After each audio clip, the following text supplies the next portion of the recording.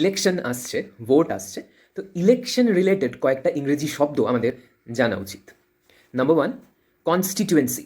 Constituency constituency মানে যে কেন্দ্রগুলো থেকে প্রার্থীরা দাঁড়ায়। যেমন লোকসভার আমাদের দেশে 543টা কনস্টিটিউয়েন্সি আছে, 543টা কনস্টিটিউয়েন্সি আছে।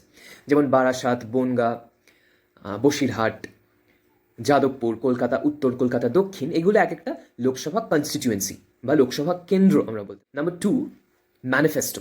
ম্যানিফেস্টো ম্যানিফেস্টো হচ্ছে ইস্তেহার।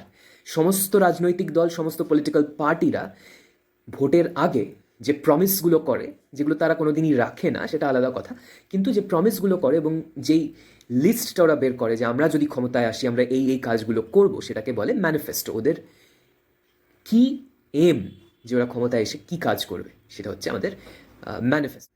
Number three, franchise. ফ্র্যাঞ্চাইজ আর কিছুই না, আমাদের ভোট অধিকার হচ্ছে ফ্র্যাঞ্চাইজ।